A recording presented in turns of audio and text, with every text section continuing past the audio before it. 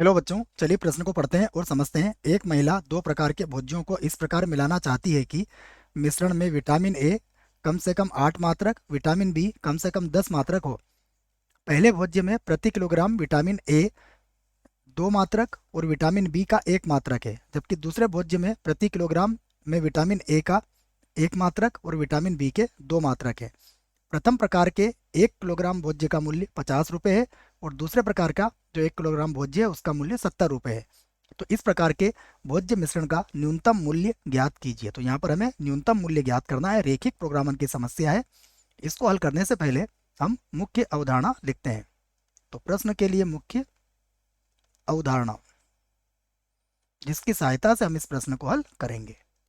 मुख्य अवधारणा में जो बात हमें समझनी है वह यह है कि प्रश्न को अच्छे से पढ़ें और फिर प्रश्न के बाद इसकी असमीकाएं बनाएं। तो हमें असमीका बनाना है। सबसे पहले असमीका बनाना और तथा हल करना, तथा हल करना, यह काम होगा हमारा इस प्रश्न को जब हम हल करेंगे। तो पहले असमीका बनाएंगे और उसके बाद फिर प्रश्न को हल करेंगे। अब अगर प्रश्न को एक बार और देखें तो इसमें हमसे क्या पूछा गया है कि जो मिश्रण है उसमें ए प्रकार के और बी प्रकार के भुज्यों को आपको मिलाना है। तो लिख लेता हूं मैं, माना माना मिश्रण में माना मिश्रण में ए प्रकार का एक प्रकार का, बच्चों है ना, पहले प्रकार का ऐसा लिख लेते हैं क्योंकि ए तो विटामिन दे रखा है। तो मान लेते हैं माना मिश्रण में पहला प्रकार ले लेते हैं। पहले प्रकार का भोज्य, पहले प्रकार का भोज्य एक्स किलोग्राम है, एक्स किलोग्राम है, किलोग्राम है, तथा दूसरे प्रकार का भोज्य, दूसरे प्रकार का भोज्य वाई किलोग्राम है, वाई किलोग्राम है। तब तब हम कह सकते हैं कि एक्स और वाई सदैव 0 से अधिक ही होंगे, क्योंकि ये कम नहीं हो सकते हैं बच्चों। क्योंकि या तो हम भोज्य बनाएंगे या फिर नहीं बनाएंगे, या हमको मिश्रण मिश्रण अगर मिलाएंगे तो इसका मान नहीं बनाएंगे तो 0 होगा, और अगर बनाएंगे तो 0 या 0 से अधिक ही होगा। ठीक है, ये बात समझ में आ गई होगी आपको। ऋणात्मक कभी नहीं हो सकता है ये। अब हमारा उद्देश्य फलन तैयार करते हैं। उद्देश्य फलन को हम जानते हैं जेड से व्यक्त करते हैं, और उद्देश्य क्या है हमारा? न्यूनतम मूल्य। तो देखो क्या है हमारे पास, 1 किलोग्राम का मूल्य दे रखा है 50 रुपये। तो ये हो जाएगा 50x प्लस इधर दे रखा है 70 रुपये, तो ये हो जाएगा 70y। और हमें इसका न्यूनतम मान निकालना है। इसका न्यूनतम मान हमें ज्ञात करना है। अब हम इसके अवरोध लिख लेते हैं। तो मैं यहाँ से लिखता हूँ इसके अवरोध, अवरोध या प्रतिबंध, अवरोध। ठीक है बच्चों, तो देखो इसके जो अवरोध होंगे, अवरोध को एक बार और लिख लेते हैं भले। ये लीजिए, अवरोध है ये, ठीक है ना, अवरोध। तो अवरोध में पहला अवरोध क्या होगा? देखो हमसे कहा गया है कि जो पहला भोज्य है उसमें 2 मात्रक तो विटामिन ए है, ठीक है, और दूसरे भोज्य में कितना है? 1 मात्रक विटामिन ए है। तो ये 2x प्लस 1y हो जाएगा। 2x प्लस 1y, 1y को y लिखेंगे, और ये हमें कम से कम कितना चाहिए? Vitamin A. ये विटामिन ए हो गया हमारे पास पूरा। विटामिन ए चाहिए कम से कम 8, तो 8। तो यहाँ पर हमें 2x प्लस वाई का मान 8 या 8 से अधिक बताना पड़ेगा। ये पहला अवरोध हो गया। दूसरा देखते हैं।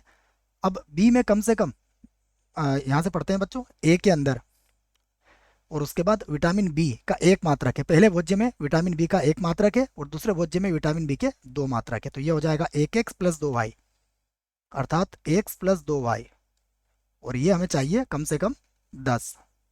और उसके बाद x और y, x कॉमा वाई, ये 0 या 0 से अधिक ही होंगे। तो ये हमारे 3 व्यवरोध तैयार हो गए, जिनमें से पहला व्यवरोध मैं हल करता हूँ।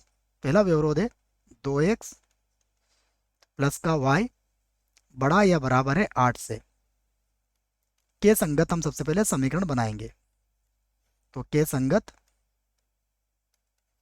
समीकरण, इसके संगत समीकरण क्या बनेगी देखो, ये बनेगी 2x प्लस का y और बराबर कितना हो जाएगा 8। ठीक है ना, 2x प्लस वाई बराबर 8। इसे बना दिया हमने समीकरण 1। और इस पर बिंदु लेना पड़ेंगे अब।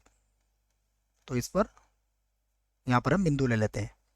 x का मान 0 रखेंगे तो y का मान 8 आएगा, तथा y का मान 0 रख लेते हैं तो x का मान 4 हो जाएगा, तो ये 4,0 होगा। और ये जो असमीका है मूल बिंदु को संतुष्ट करती है, तो यहाँ लिख देते हैं हम असमीका 0 0 करती नहीं करेगी बच्चों, क्योंकि यहाँ पर 0 कभी भी 8 से बड़ा नहीं हो सकता है। तो मूल बिंदु को असमीका असमीका संतुष्ट संतुष्ट नहीं करती है। ठीक है, तो लिख देंगे इसको नहीं करती है, नहीं करती है। अब हम दूसरा व्यवरोध ले लेते हैं यहाँ से। दूसरा व्यवरोध या अवरोध क्या है हमारे पास, ये है एक्स प्लस 2y और ये बड़ा या बराबर है किसके 10 के संगत, के संगत सबसे पहले क्या बनाएंगे समीकरण। तो इसका संगत समीकरण क्या बनेगी, ये बनेगी एक्स प्लस 2y और एक्स प्लस 2y के बाद बराबर हो जाएगा 10। इसे बना देंगे हम समीकरण 2। और सबसे पहले इस पर बिंदु ले लेंगे, तो इस पर आ जाएंगे बिंदु। देखिए बिंदु में यदि x का मान 0 रखा तो y का मान कितना होगा 5, तथा यदि y का मान 0 रखा तो x का मान 10 हो जाएगा। उसके बाद ये मूल बिंदु 0 0 को असमीका असमीका संतुष्ट संतुष्ट, देखिए बच्चों ये भी नहीं करेगी, नहीं करती है, नहीं करती है। ये हो गया हमारे पास। तीसरा व्यवरोध लिख लेते हैं। तीसरा व्यवरोध क्या है, तीसरा व्यवरोध है एक्स और वाई दोनों ही 0 या 0 से अधिक है। इससे हमारा तात्पर्य क्या होता है, इसका मतलब होता है पहला चतुर्थांश में हमारा उत्तर होगा। तो पहला चतुर्थांश। ठीक है बच्चों, अब हम इससे संबंधित चित्र को यहाँ पर बना लेते हैं। तो मैं यहाँ पर इसका एक आलेख बना के तैयार कर लेते हैं। ये हमने एक आलेख बना दिया। देखिए ये वाई एक्स था, ये हमारे लिए एक्स अक्ष हो जाएगा। ठीक है, ये एक्स अक्ष हो गया है, ये हो गया वाई अक्ष। ये मूल बिंदु होगा 0 0, यहाँ पर ये ओ हो जाएगा, तो ये होगा वाई डैश और ये हो जाएगा एक्स डैश। बच्चों बिंदुओं की बात करें तो बिंदु में हमें कहाँ तक जाना है, 4 तक 10 तक, तो 2 2 का अंतर लेके हमारा काम चल सकता है। तो 2 4 6 8 और 10, यहाँ भी यही करते हैं, 2 4 6 8 और ये हो जाएगा 10। ठीक है, अब देखते हैं क्या करते हैं। यहाँ पर हम पहला बिंदु लेते हैं। पहली असमीका पर हमने बिंदु लिया था यहाँ पर 0,8। तो 0,8 का मिलेगा, देखो 2 4 6 8 यहाँ मिल जाएगा आपको। ये बिंदु होगा 0,8 हो जाएगा। ठीक है, उसके बाद 0,8 के बाद ये 4,0 होगा, तो ये 4,0। तो ये बिंदु होगा हमारे पास 4,0। दोनों को मिलाती हुई हम एक रेखा यहाँ पर खींच सकते हैं। सीधी रेखा खींचने का प्रयास करें आप। ठीक है, इसको आप समीकरण 1 वाली रेखा यहाँ पर बना सकते हो, लिख भी सकते हो। दूसरा देखते हैं। अगला है हमारे पास 0,5। तो 2 4 0,5 यहाँ पर कहीं पर मिलेगा, ये बिंदु होगा 0,5। उसके बाद बिंदु क्या है 10,0। तो 2 4 6 8 10 यहाँ पर हो जाएगा 10,0। और इसे मिलाती हुई भी हम एक रेखा खींच सकते हैं। ये रेखा हमने खींच दी है। ये समीकरण 2 वाली रेखा होगी बच्चों।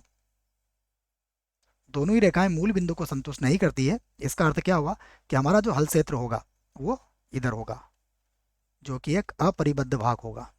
ये जो हमारा हल क्षेत्र होगा ये क्या है, इसका ये अपरिबद्ध है बच्चों। ये हल क्षेत्र बन गया। तो यहाँ पर 2 बिंदु तो हमारे पास आ गए। इसको मैं ए से व्यक्त कर देता हूँ, ये बिंदु हमारे लिए बी हो जाएगा और ये बिंदु हमारे लिए हो जाएगा सी, जो 0,8 है। तो अब इससे संबंधित हम सबसे पहले इनका प्रतिच्छेद बिंदु ज्ञात कर लेते हैं, एक और दो का, जिससे कि हमें बिंदु बी मिल जाए। तो यहाँ लिख लेता हूँ मैं समीकरण समीकरण 1 व 2 से इनको हल कर लेंगे हम। सबसे समीकरण 1 लिख लेते हैं, यह 2x प्लस वाई बराबर 8, 2x प्लस का y बराबर कितना हो गया 8। और नीचे समीकरण क्या थी हमारे पास, x प्लस 2y बराबर 10, तो मैं इसको 2 से गुणा कर देता हूँ, तो ये हो जाएगा 2x plus 4y, 2x plus का हो जाएगा 4y, और इधर कितना आ जाएगा 2 से गुणा करेंगे तो 20। ठीक है, 2 से गुणा कर दिया मैंने, तो 2x प्लस 4y और बराबर हो गया 20। विलोपन से हल करना था हमें इसको, तो ये माइनस और ये भी माइनस हो जाएगा, तो ये तो कट गया। यहाँ पर होगा माइनस का 3y, और 20 में से 8 जाएगा तो माइनस का 12, तो 3 से भाग लगा दीजिए 4, y का मान कितना आ गया 4। अब ये y का मान रख दीजिए आप समीकरण 1 में, तो हम लिख लेते हैं यदि यदि y बराबर 4, तो देखिए y का मान 4 रखिए, 4 को इधर लाइए आप, तो x का मान 2 आ जाएगा ना। y को 4 रखा, 8 में से 4 गए 4, और 2 से भाग लगा दिया, x का मान आ गया आपके पास 2। तो बिंदु b जो है वो आपको मिल चुका है। बिंदु b हमारे पास आया है 2,4।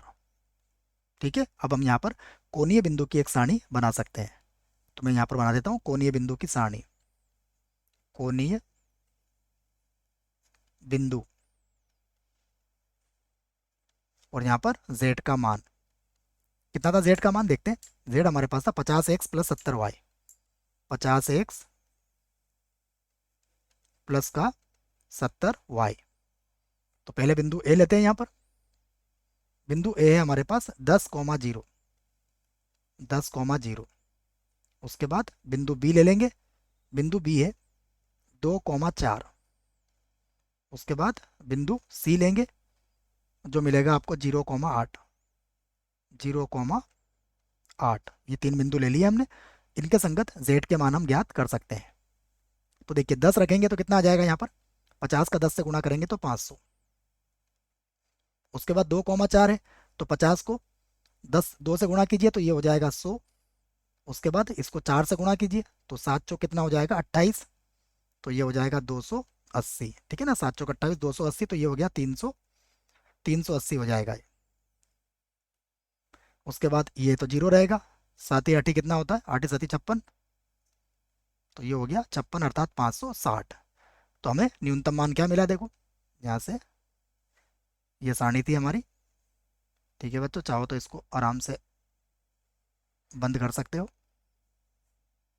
यह कोणीय बिंदु की सारणी थी हमारे पास, तो इसमें हमारे पास न्यूनतम मान कितना आया, देखो ये इसका निम्नतम मान है, यह है निम्नतम।